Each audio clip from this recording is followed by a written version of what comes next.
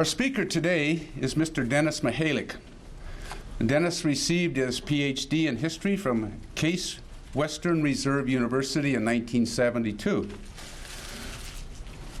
He was with the Creighton University History Department from 1975 until 2003, and more recently served as university historian. His teaching and research fields include urban and ethnic history. Dennis has also been a historical consultant for numerous Omaha civic organizations. He's a friend of the Nebraska State Historical Society, serving on our executive board, and also served as our interim director. The title of his talk today is The Transcontinental Telegraph, a 19th Century Internet. Dennis. Thanks, Tom.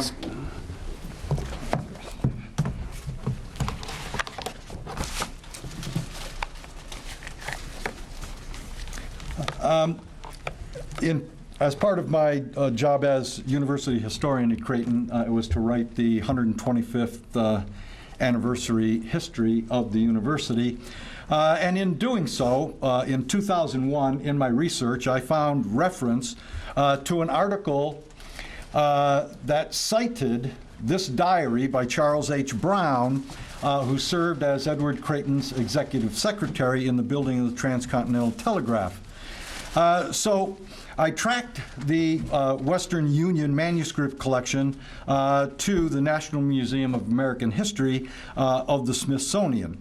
When I contacted them, the Smithsonian could not find the document in its collection. Then in 2007, I was sitting in my office and I received a huge package in the mail and a cover letter from Allison Oswald, an archivist there, said that in cataloging some parts of their collection that they had found it, and she sent me a copy. So in 2009, when I retired, I contacted Allison about having the Smithsonian publish an edition of this diary. I knew that October 24th, 2011 would be, now of course, was the 150th anniversary of the first Transcontinental Telegram. And those telegrams, the first ones sent, went through this office in Salt Lake City. You can see telegraph office there. You see the telegraph poles all around it.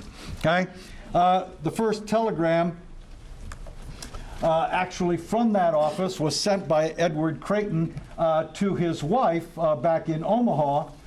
This being the first message over the new line since its completion to Salt Lake. Allow me to greet you. In a few days, the two oceans will be united. Edward Creighton obviously was a very romantic husband. Okay?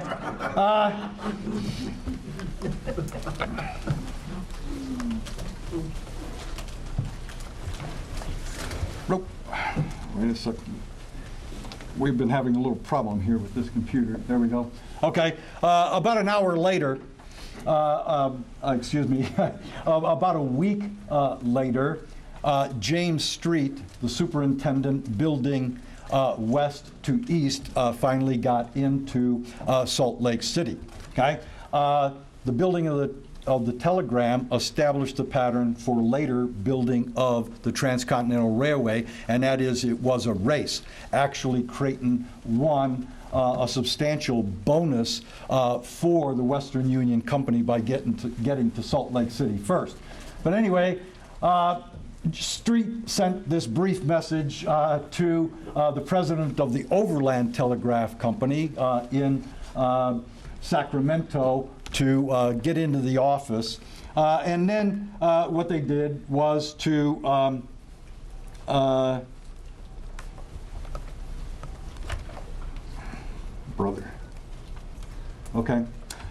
to allow Brigham Young to send a message. the most interesting part of his message is join your wires with the Russian Empire and we will converse with Europe. In actuality, this did happen. That is, the very next year, Creighton started building north out of Sacramento. They were going to go through Alaska, cross the Bering Straits, down Siberia to Moscow, and you would have telegraph wires circumnavigating the globe. That became moot, of course, in 1866. When Cyrus Field laid the first successful transatlantic cable. There were 13 of them by 1900. And, of course, somewhere out in the middle of British Columbia is a telegraph line that just stopped. Just like the bridge to nowhere, we had a telegraph line to nowhere. Okay?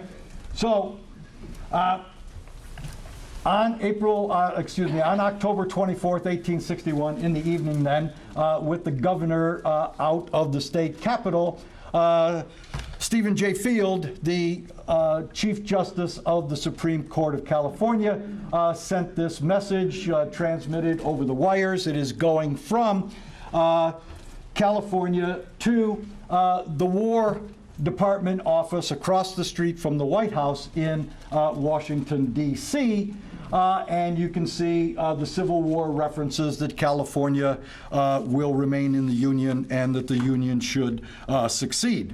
All during the Civil War, a telegraph line was not laid to the White House because, as Doris Kearns explained in her book Team of Rivals, Lincoln just liked to get out of the house, probably because Mary was also in the West Wing, and this got him out of the way. And he would spend hours in the telegraph office conversing with the men there, getting the telegraph messages on the progress of the war, and so forth.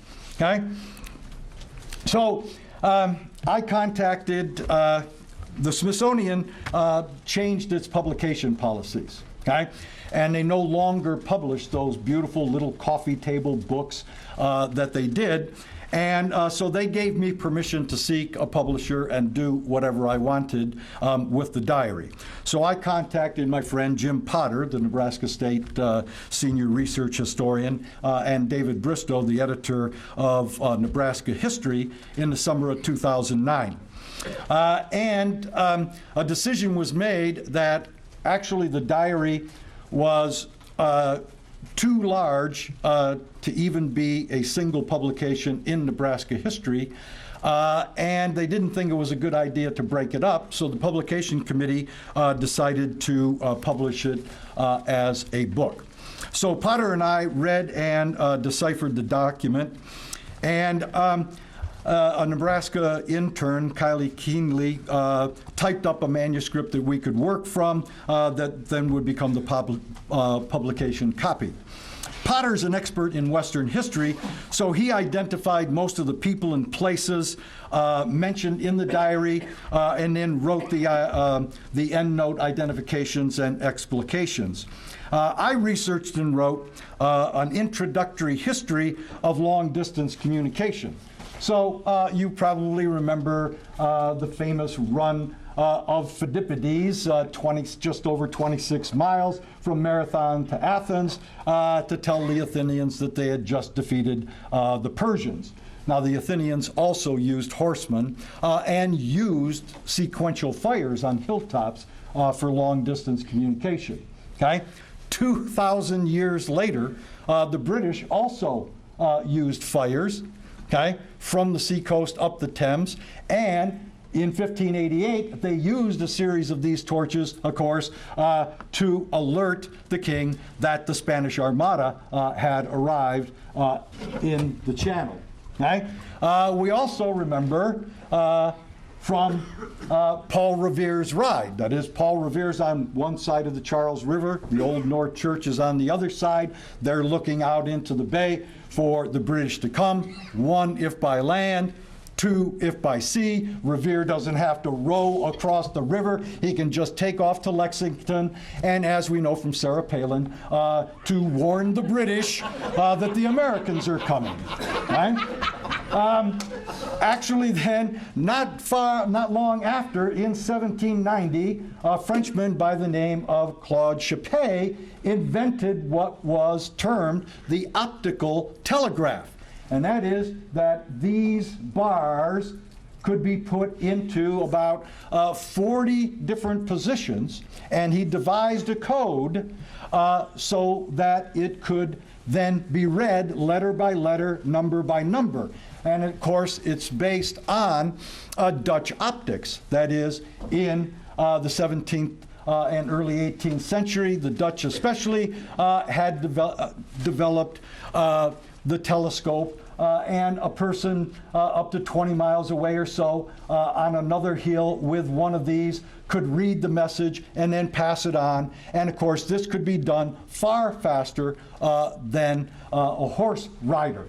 And in actuality, Napoleon was enamored with this and built 1,500 of these throughout France in his empire for rapid communication. Now, they actually even lit these things at night with torches, and they could get some messages across. We also know from the Western movies long-distance communication by smoke signal. Okay? But then, in 1837, okay, independently and simultaneously in that year, the Brit, Sir Charles Wheatstone, okay, invented an electric telegraph and actually built an 18-mile line west out of London towards the seaport of Bristol. That same year in the United States, okay, Samuel Finley Breeze Morse, okay, Samuel F.B. Morse, okay, received his patent in the United States, although he didn't build the first line until 1843.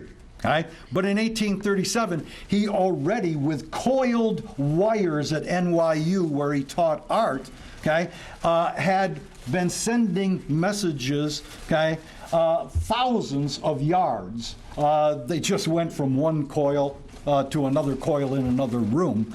But he does get credit for being an inventor. Okay?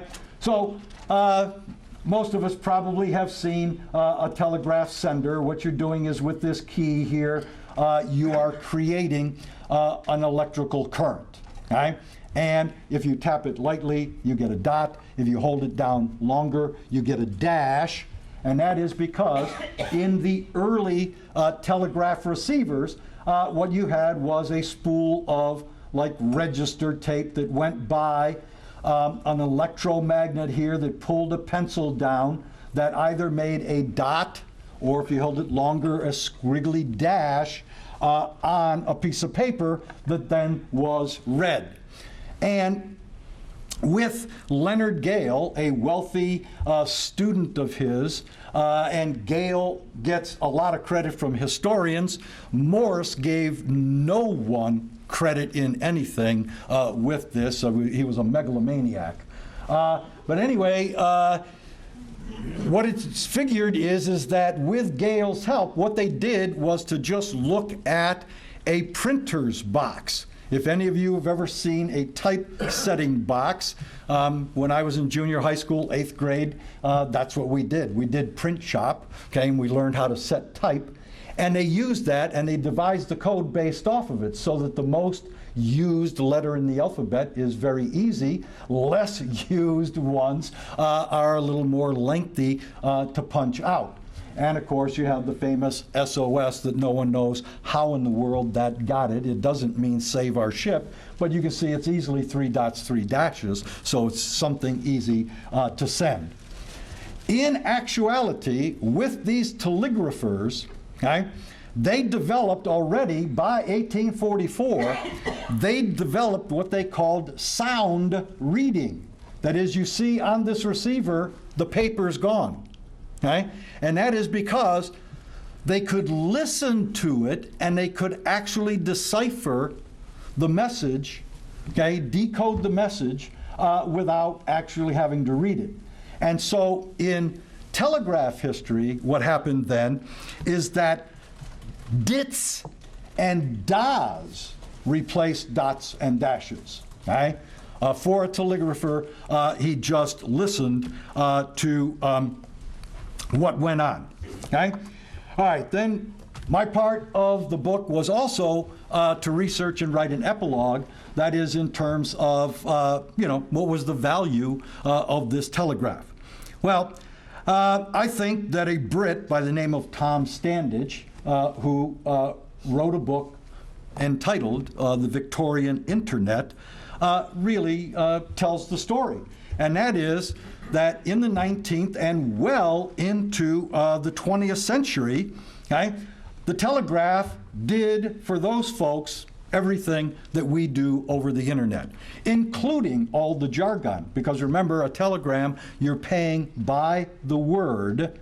So if you can turn 4 or 5 letters into some kind of jargon that can be decoded for 10 cents, you see it works. And all of the different newspaper chains, businesses that had telegraphs running into their office and so forth, all did this.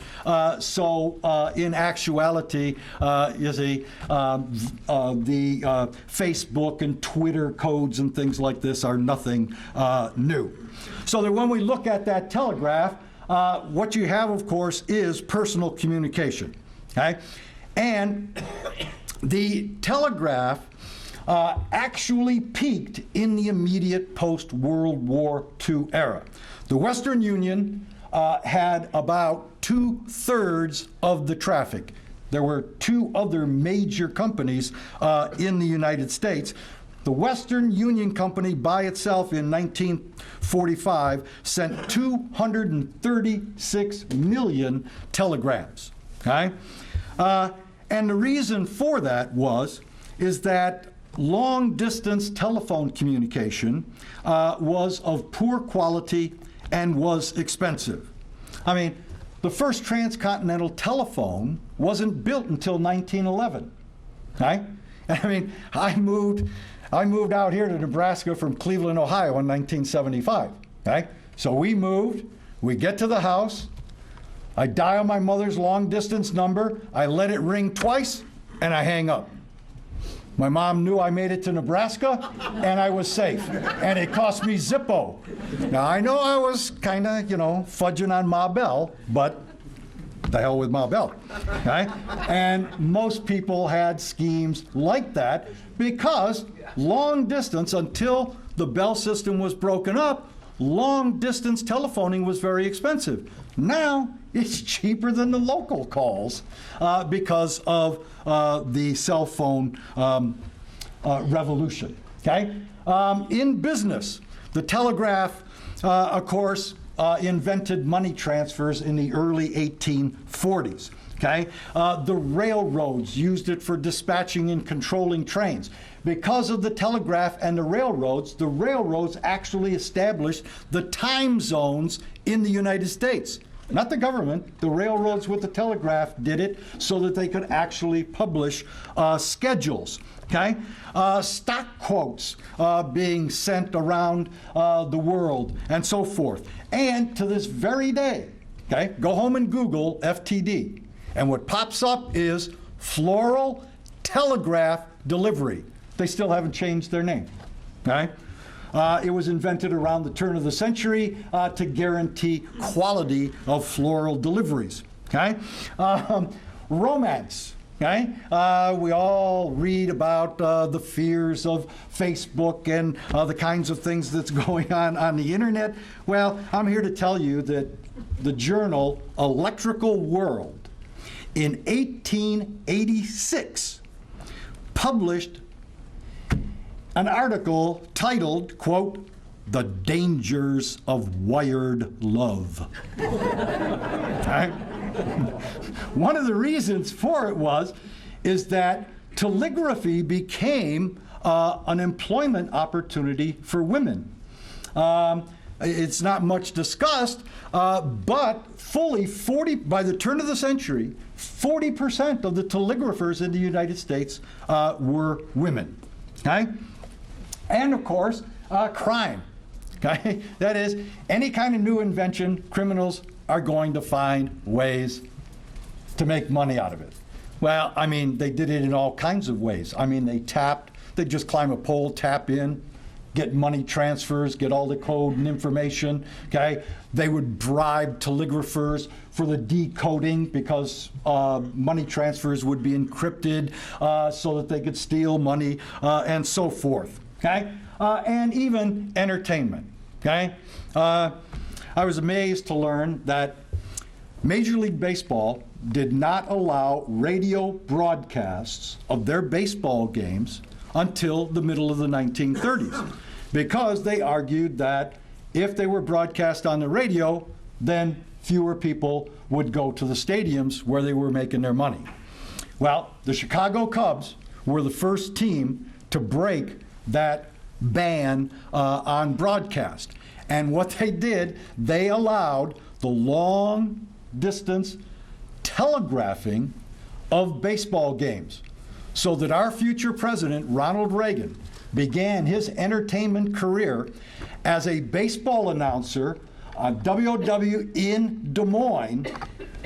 He would broadcast the game. It was coming over the telegraph, being decoded by a telegrapher telling Ronnie what's going on in all of this jargon, and he would go, oh, strike one, right down the middle, like he was watching the game.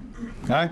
So, I mean, the telegraph then essentially was a Victorian internet. Okay?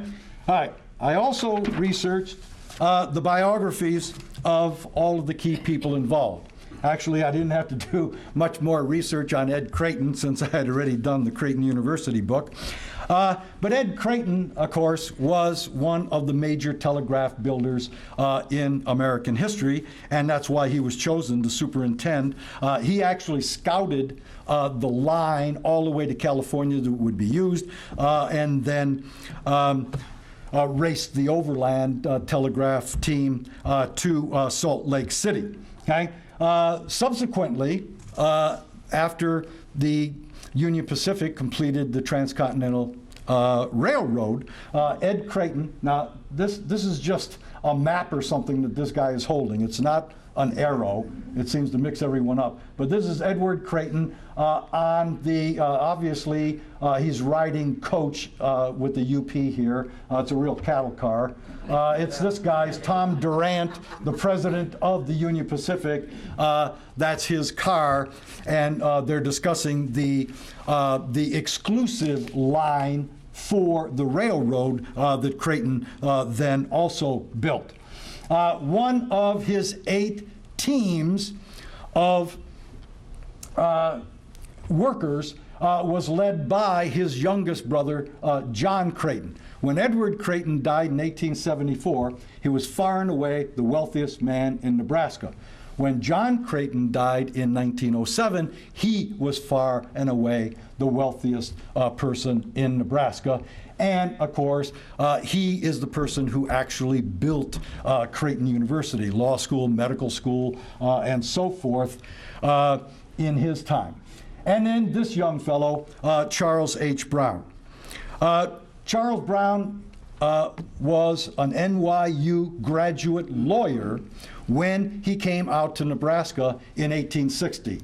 His 2 older brothers had already preceded him, and they had gotten jobs as teamsters in Edward Creighton's freighting business. They brought their younger brother out, and even though he's a lawyer, he's going to the frontier, getting started 1860.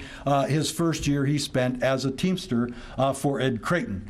He obviously did a good job and impressed Creighton, and Creighton hired him then in '61 to be his executive secretary, so that he would be in charge of doing all the correspondence for Ed Creighton, as well as controlling things first back here in Omaha.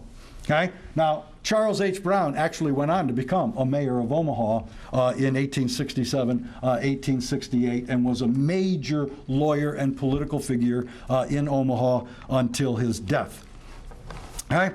So what Brown did was to keep a diary. So when I say that Potter and I deciphered it, if you see this squiggly stuff, that's what we had to do. We had to figure out his handwriting first, and then go from there. And we were able to do it for all but one or two words in the diary. Okay? Now, what Brown did was to copy his diary, that is the field copy, in pen and ink, in cursive, in 1890-91. And he added a 26-page introduction that gives the historical context for the building of the Transcontinental Telegraph. Inexplicably, pages 11 to 15 are missing. So as the manuscript stands, it's 121 of these handwritten pages. The introduction also details him being in charge of all the offloading of supplies from steamboats in Omaha, of assembling the teamsters in wagons. They're usually 8 wagons, 8 oxen to each wagon, laden to the hilt, and then moved west to where they would begin to build the telegraph. Okay? The first journal entry was dated June 18, 1861, and it describes Brown's departure from Dobie-town, Kearney, Nebraska. Fort Kearney and the little civilian settlement around it, for whatever reason, he says was called Dobie-town. During the next 7 entries, he depicts his trek to Julesburg, Colorado Territory, to where, by the time that the United States Congress passed the bill paying for the building of the Transcontinental Telegraph, Ed Creighton had already gotten it built to Julesburg. So this is where the line begins. Now, Brown states in his diary that on July 2nd, 1861, Brown helped Edward Creighton erect the very first pole of the Transcontinental Telegraph on a sandbar island in the middle of the South Fork, or what we call the South Platte River, here at Julesburg. Now, virtually every book that you read on the history of the telegraph states that the first pole was erected on July 4th. Okay? That myth just took off and is indestructible. Okay? And of course, it's understandable. You're in the midst of the Civil War. What could be more patriotic, more symbolic than a line that is going to tie the nation together, that it was actually started on Independence Day? Unfortunately, it wasn't, but let the myth rule. Another problem here is with the cartographers. Okay? This is the naval and military map of the United States of 1862. This is the official map. And if you can read it, it says Pacific Telegraph Route, and there it goes, along the North Platte, Oops, Brown said it started here. They don't even have it in Julesburg. They're just running the Oregon-California Trail on the south side of the North Platte River, and that is not what happened.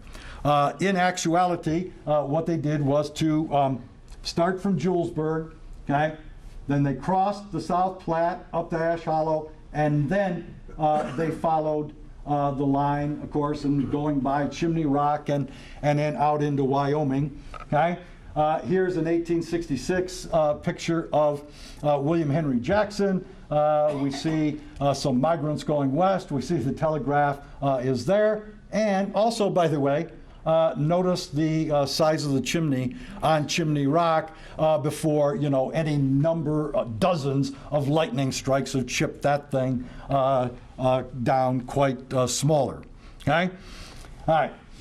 The cover picture of the book comes from Harper's Weekly in 1867, and there are a few things that I should point out here. One, these look like the most beautiful manufactured things you could ever get.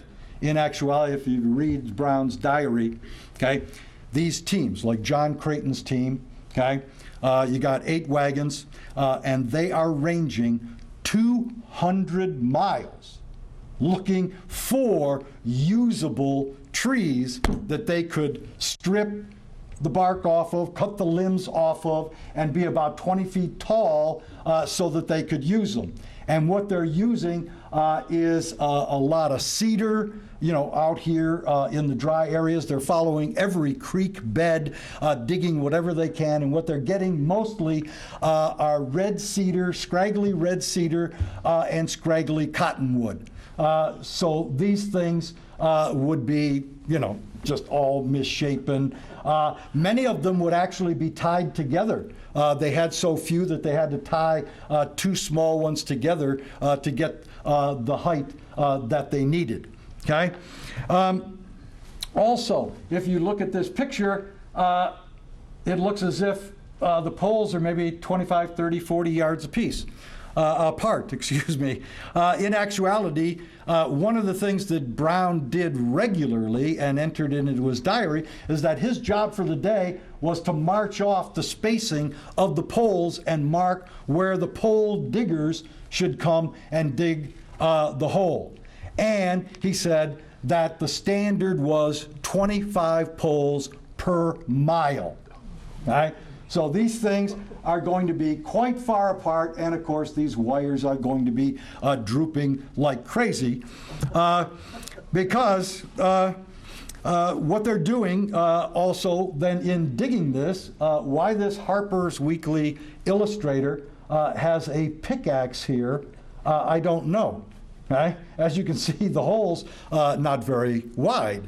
In actuality, what they had were shovels that were about 6 feet long, okay, to dig. This is before augers or post holers, okay? And so what they would do with one shovel, which is a thin blade, dig down in the hole, and then going down in the hole was another one that had like a iron scoop on the bottom. So one guy would dig in, the other guy would scoop the dirt out, and they'd go and put these down about 5 feet.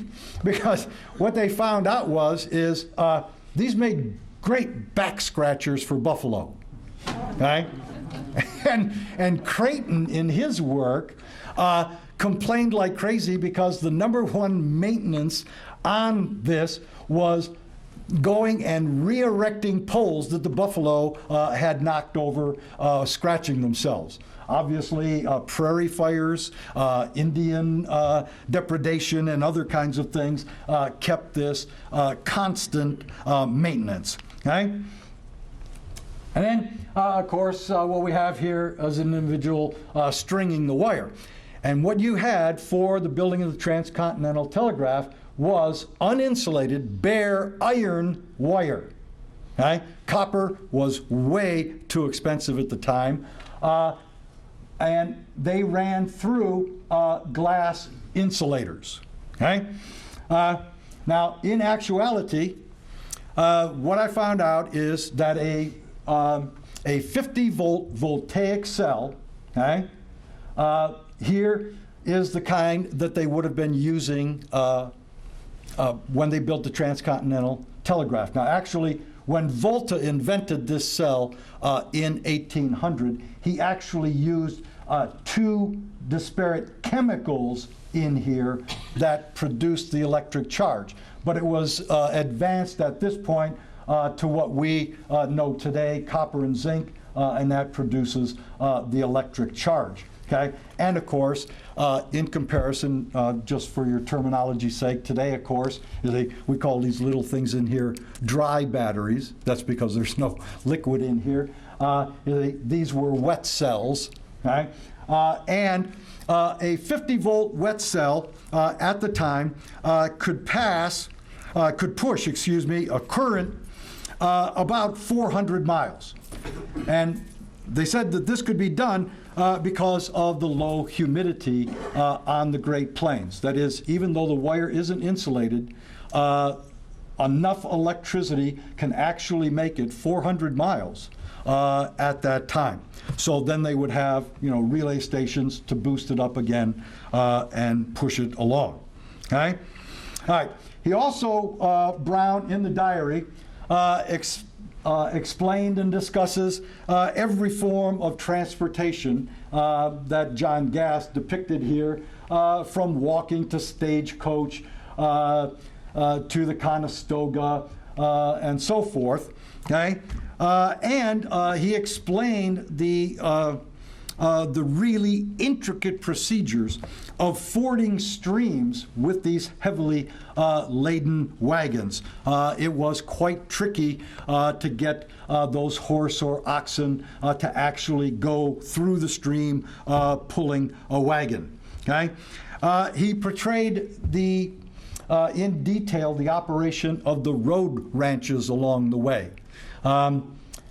Like we have, every couple of miles on the interstate, you have an off-ramp and a Casey's and some kind of general store where you can get all the kinds of things you need. Well, along the California-Oregon Mormon Trail, they had the same thing. That is, every 5 to 8 miles would be a road ranch. And it was some person who lived there, okay, stocked up all kinds of goods that were brought out to him from Omaha that he would then sell to all the pilgrims moving west.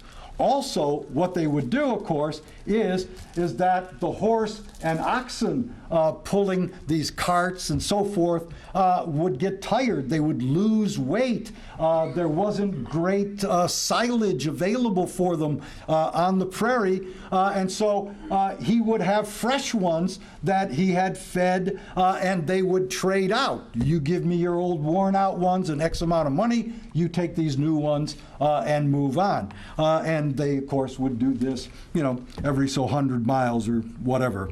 Okay?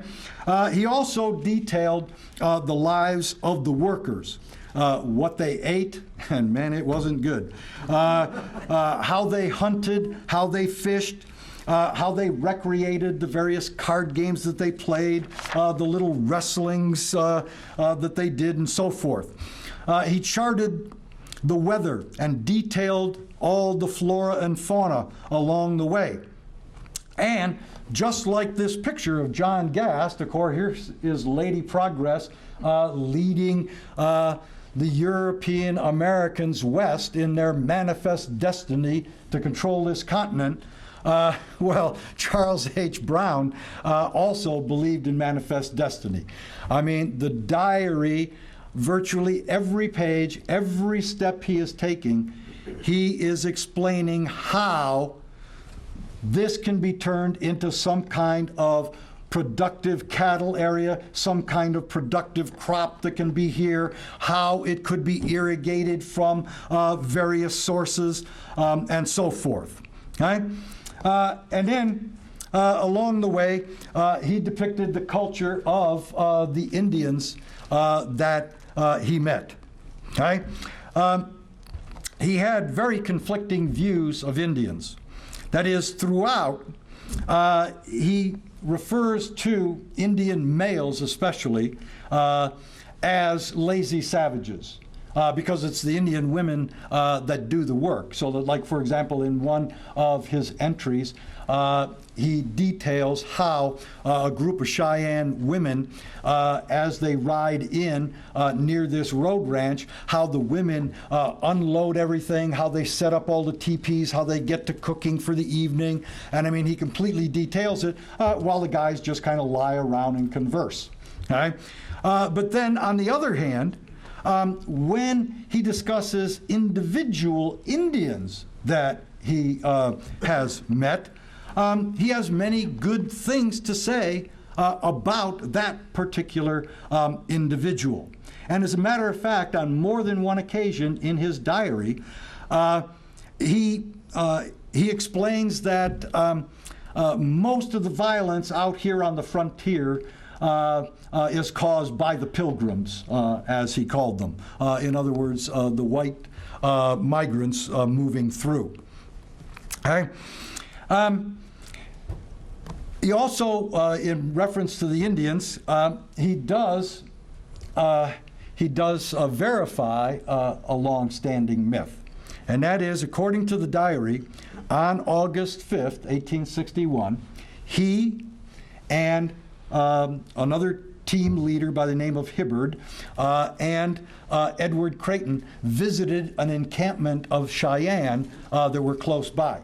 And what they did is to take a couple of 100 feet of wire and a voltaic cell with them.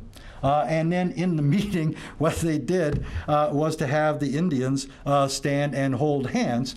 And then Hibbard charged up the battery and handed the wire over to the first Indian. And they all just went right on down the line. And they all praised Edward Creighton as big medicine man. And they left.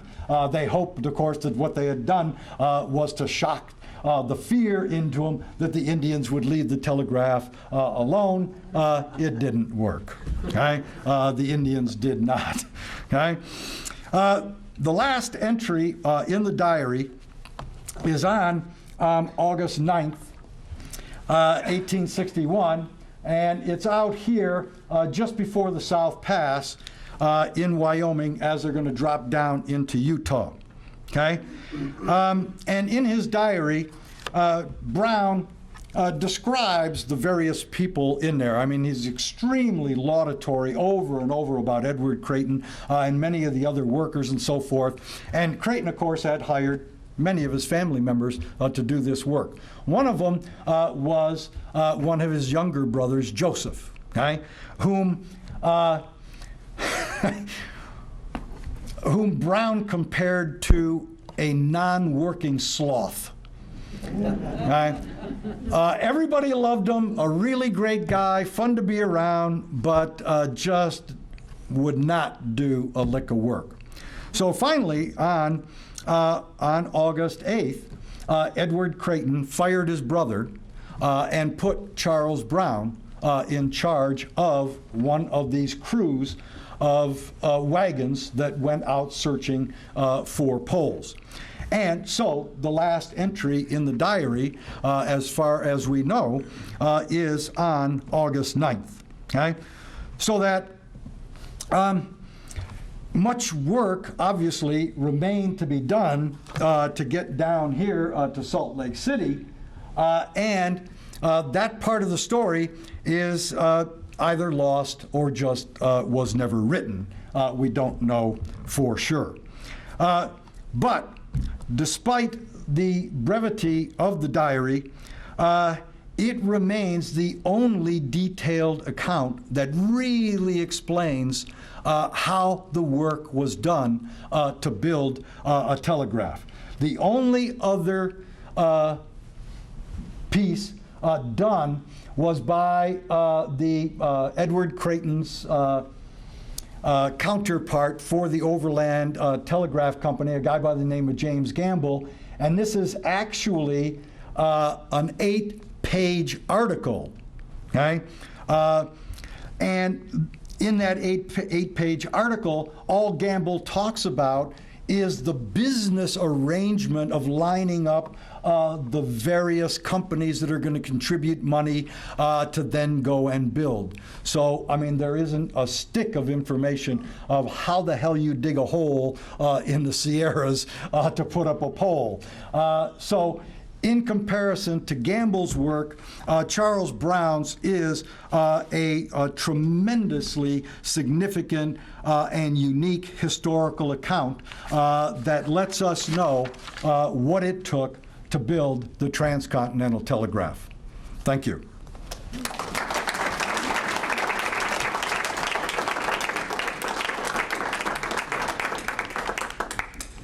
Questions, Tom? Yeah? Yes, sir. You mentioned Morris Telegraph delivery, but you forgot two major companies. Oh, well. One AT&T and ITT. Yes.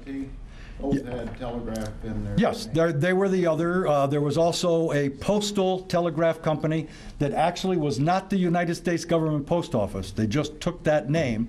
So those were the three. Those were the three major telegraph companies, and Western Union had about 2/3 of the business. In your discussion of the plan to build across Russia, this Bavarian Telegraph Company, and the construction in British Columbia, you ought to mention Stewart.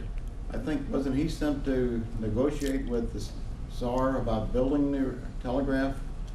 And the Tsar told him he'd sell the whole land of Alaska for the same price that you could build the telegraph. And that's how we wound up with Alaska, was in the Well, negotiations. one element of it, Yeah. yes. But, Yeah. I mean, it was in the negotiations for the construction of the telegraph line that we wound up. That the first contact was made that turns into Seward's Folly. Mhm. Right. Yeah. Well, I mean, trying to keep a talk within 40 minutes, I can't hit everything, but that's what the question period is for. Are there others? Yes, sir. That picture you had of the Indians standing by the pole and talking wire, Uh-huh. was a book by on a soldier that was in the 11th Ohio Volunteer Infantry, and that picture was from the cover of that book. Oh, And it tells about how during the Civil War, the U.S. troops moved out back to fight the war, and they sent the Ohio volunteer cavalry Out here. out there to guard the talking wire. Colonel Collins was the commanding officer. Casper Collins was a lieutenant, was his son, and Casper, Wyoming's named after him. Mm-hmm.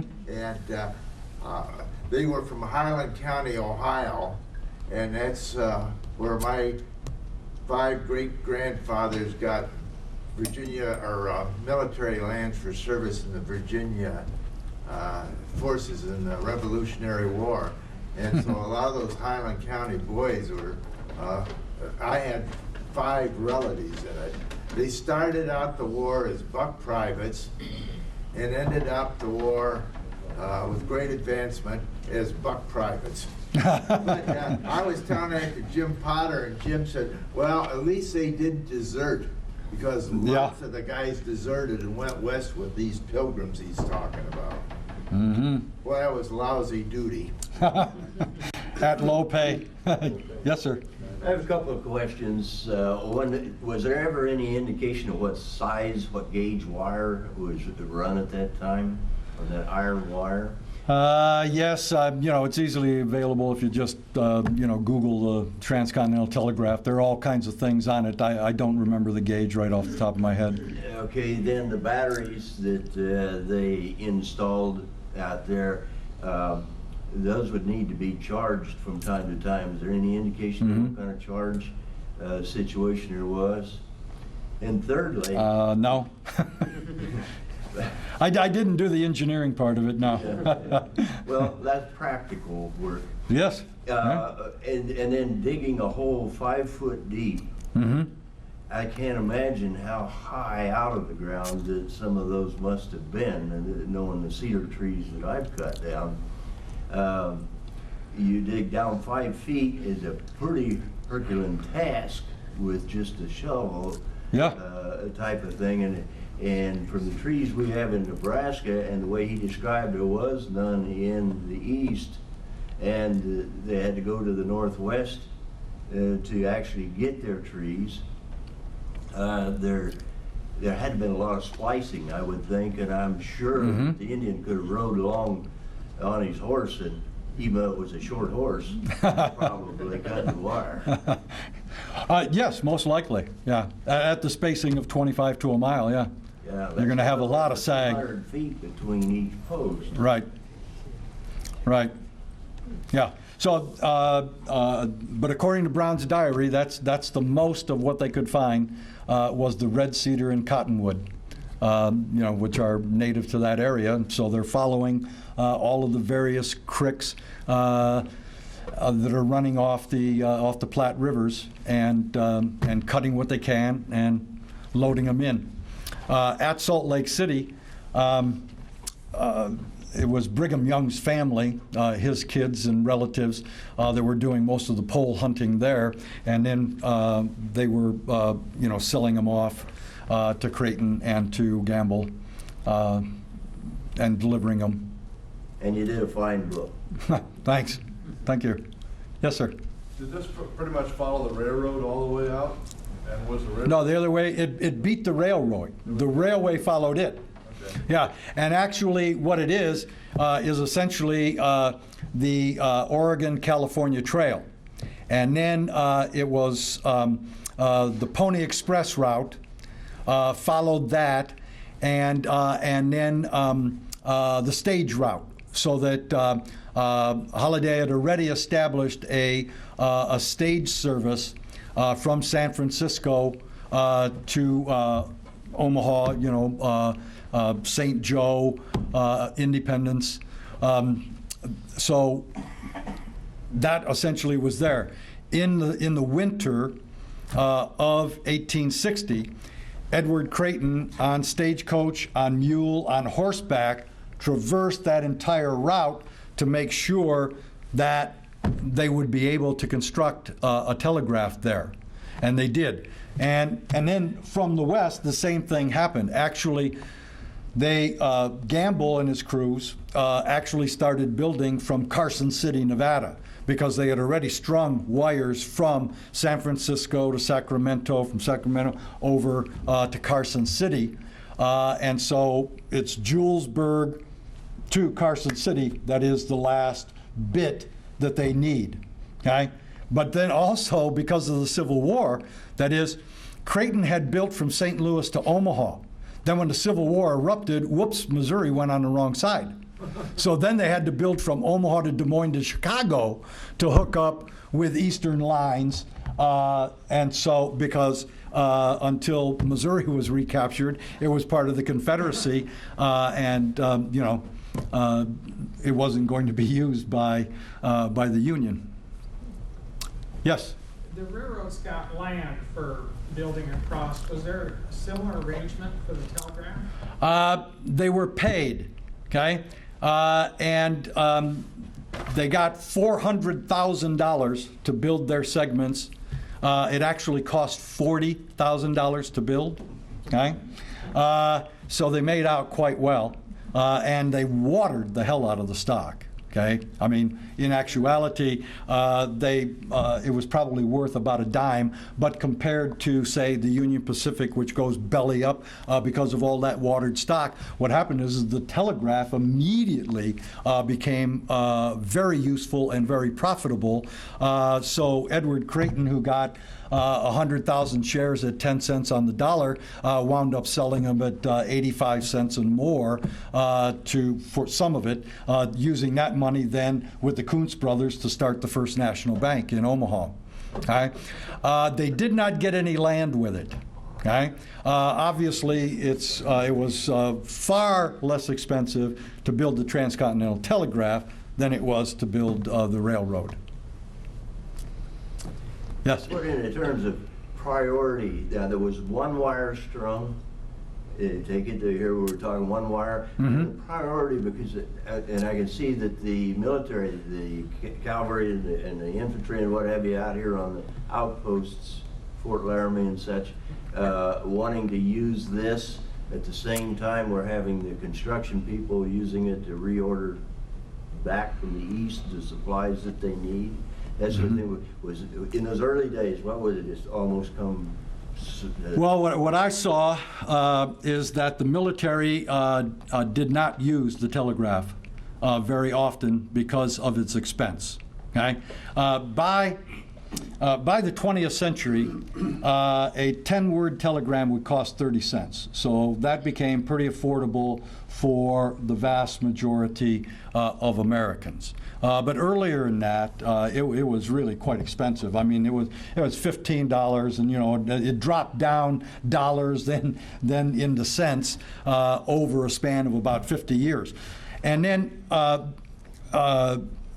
much like, say, cable TV or other things that we think of today, where you have to string the wire and the rural areas just don't get it because they can't afford it. Well, if you think of the far dispersed forts and what the military is doing out on this last frontier, they didn't have the telegraph, okay? So they used all the old forms of long-distance communication, okay? I do cite a couple of different examples, so that, for example, they used riders to Bismarck, and then from Bismarck, the telegraph went for about 24 hours straight reporting news of Custer's annihilation in Montana, okay, and things like this. There was, a first-hand blow-by-blow account of Wounded Knee in ’91, but very limited use by military because of the expense. If it seems as though it's fairly vulnerable, to influences, interruption, how reliable was a segment over time? Was it available? If it's blown down from a windstorm, how often would that happen?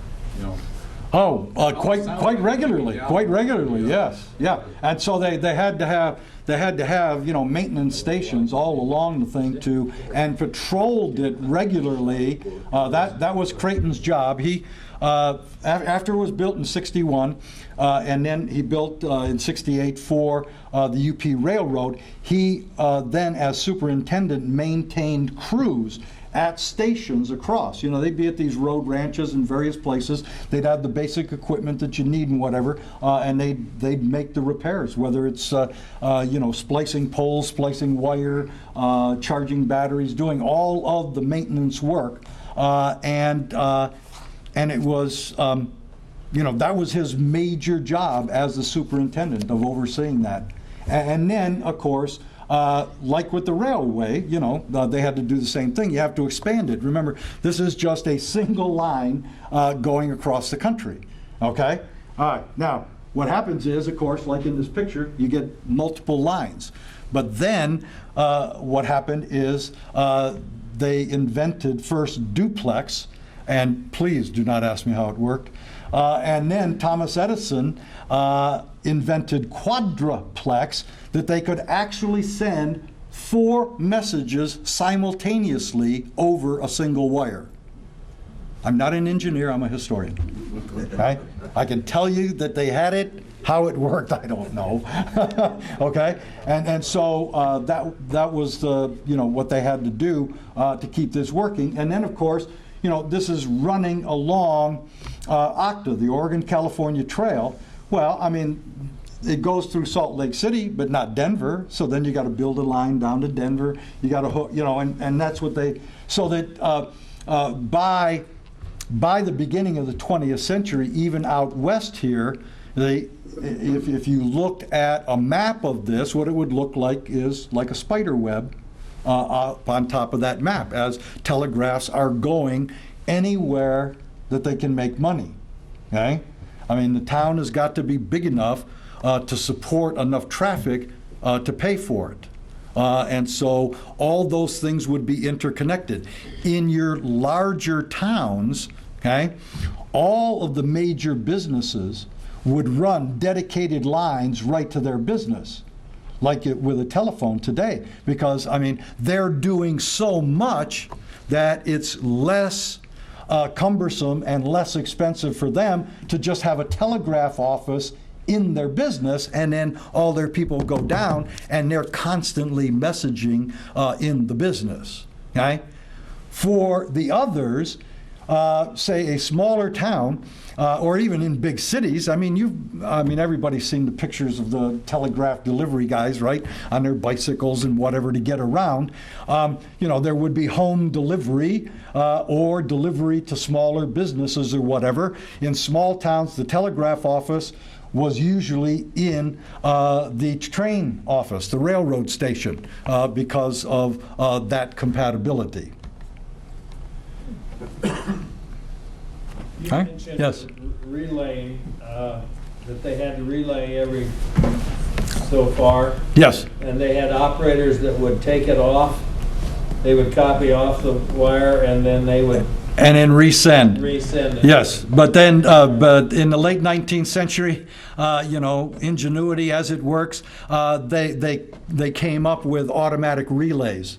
Okay, so I mean, I guess it worked similar to a step-up transformer. I mean, the message is coming in and it's getting weak, so some brilliant engineer figures this thing out with this little box that can step it back up and push it along. So then they would have them at the strategic locations where signal would be running down.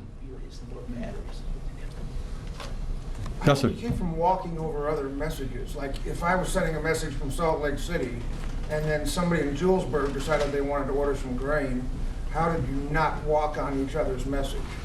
I really don't know.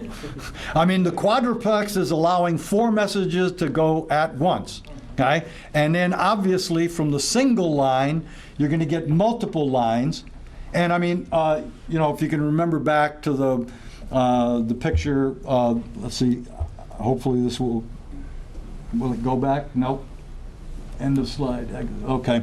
But if you remember the guy up on the pole, and actually I used that one because it had a good picture that you could actually see what a glass insulator looked like. And I mean, it's just the wire sitting in a little beveled edge here. Okay. But if you noticed on that wire, there were like about 6 or 8 wires going in all directions.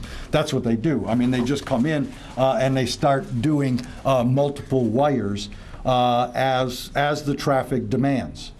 Okay? Well, you would, if somebody was sending a message and you wanted to send one also, you would hear their message going over the system because you'd have a receiver right there. Right there, it'd be dittin' and don, right? Yeah, and you'd hear it, right. but you wouldn't start until they finished. Mm-hmm. Same way as two-way radio used to be. Right, like a ham radio situation. Mm-hmm. I've got a question. How do they connect up iron wires? Copper you can solder and you can make a pretty good connection, but iron rusts really bad, especially out in the elements. How did they do that? I worked for the phone company. So Right. I don't know. I don't know. I mean, I was really surprised when I learned that and researched it. And the answer for out here was at the time the low humidity. Okay. Now they didn't do that everywhere. I mean, just the tremendous expense of the Transcontinental Telegraph, where you're stringing where there is no business. Okay. It was galvanized. So, And it's galvanized. Yeah. well, the wire was not galvanized generally, but you twisted the wires together initially with the iron. Later on, they developed a splicer thing, which is like a tube, and then you would stick the wires in each end of the tube, and then you'd crimp it down so that. And the idea of crimping it was to keep moisture from getting in there and causing the corrosion that you're talking about. Yes. So the telegraphy equipment was a simple technology, right? That all of these different people must have had access and understanding of this, right? There were scores of inventors, and the story is that Morse had been in Paris painting, and on his return trip, he became part of a discussion on board about the possibility of an electric telegraph, and became obsessed with it and began doing experiments once he was back here in the United States. He didn't understand the science of it, and he got major help from teachers at NYU, to whom he gave no credit. He gave a few shares of stock, but no credit. And they figured out how to do it. The crucial invention was the electromagnet. So these Who was the person, though, that was the owner or the boss, or everybody has to come to him? Was it Creighton? Was it, Of what? of permission, of getting equipment, of, I'm gonna put my line here, so why don't you move over here? I mean, who was the person that was putting it all together? Oh, there were dozens and dozens of companies, okay? And they... No overseer, like from the government of any... No. No. See that? No. No. Yeah. Yeah. No. It was just it was wide open free enterprise. There were dozens and dozens of companies, and then like what happens in most industries of this type, you begin to get consolidation. Okay, and the major consolidation for this part of the story was in 1854 when a group of individuals, Hiram Sibley, Jephthah Wade, and Ezra Cornell are three of the major players who put together what became the Western Union. Okay, which is really a conglomeration of a bunch of smaller companies, put them together. And then it was Jephthah Wade who went to San Francisco to put together a bunch of competing companies there that became that overland. Edward Creighton joined them there from that trip.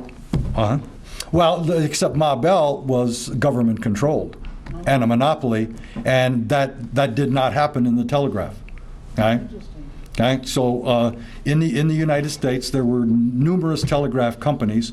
By far the largest was Western Union. Okay, and then ATT, ITT, and this Postal Telegraph Company picked up most of the third of the business that was left. Okay, the Western Union Company sent its last telegram in 2006, and now, of course, it is a money transfer company headquartered in Denver. Okay? Thank you.